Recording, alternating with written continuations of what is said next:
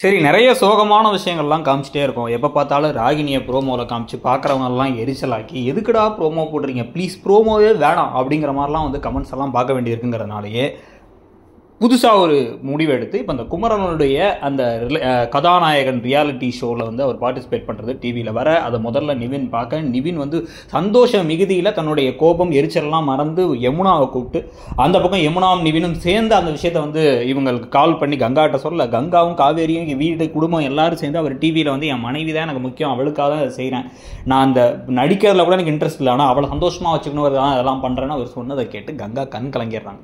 உடனடியாக அந்த விஷயத்தை விஜய் காவேரிகிட்ட சொல்லி, விஜய் காவேரி அங்கே தான் இருந்தாங்க, விஜய்கிட்ட சொல்லி விஜய் காவேரி கங்கா அவர் விஜய்க்கு ஏற்கனவே தெரியும் வேறு, கங்கா எல்லாரும் சேர்ந்து கார் எடுத்து குடுக்குன்னு டெய்லர் ஷாப்புக்கு போயிட்டு அங்கே போய் வந்து கங்கா அவரை கட்டி பிடிச்சிட, எனக்கா இதெல்லாம் பண்ணுவீங்கன்னா இன்னும் அதிகமாகவே பண்ணுவேன்னு அவர் சொல்ல, கட்டி பிடிச்ச காட்சியை பார்த்து இங்கே அப்படியே வந்து வா அப்படின்னு ஷாக் ஆகி நிற்கிறாங்க காவேரி. அவங்க முகத்தில் அவ்வளோ சந்தோஷம். ஸோ இன்றைக்கி வந்து 3 ஜோடியுமே ஜோடியாக வேற காமிச்சிடுறாங்க. ஸோ சந்தோஷமான ஒரு ட்ராக்காக தான் வந்து இந்த ப்ரோமோ காமிச்சிடுறாங்க. அப்போ இவ்வளோ தூரம் காரில் வர அளவுக்கு விஜயும் காவேரியும் நார்மல் ஆகிட்டாங்கன்னா கொஞ்சமாச்சும் மனசு விட்டு பேசிட்டாங்களா இல்லையா?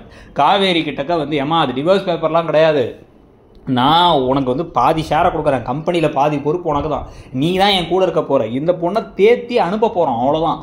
ஒரு குற்ற உணர்ச்சி இருக்குது, ப்ளஸ் வந்து ஒரு பரிதாபம் இருக்குது, பழைய பாசம் பழைய காதல் இருக்குது, பழைய நேசம் இருக்குங்கிறத தவிர இப்போ வேறு எதுவுமே கிடையாது, என் மனைவி நீ தான் அப்படிங்கிறத விஜய் வாயை திறந்து இந்த 4 லைனை சொல்லிட்டாரா இல்லையா அப்படிங்கிறத பார்க்கலாம். நீங்கள் என்ன நினைக்கிறீங்க இந்த ப்ரோமோவை பற்றிங்கிறத சொல்லுங்கள். தேங்க்யூ.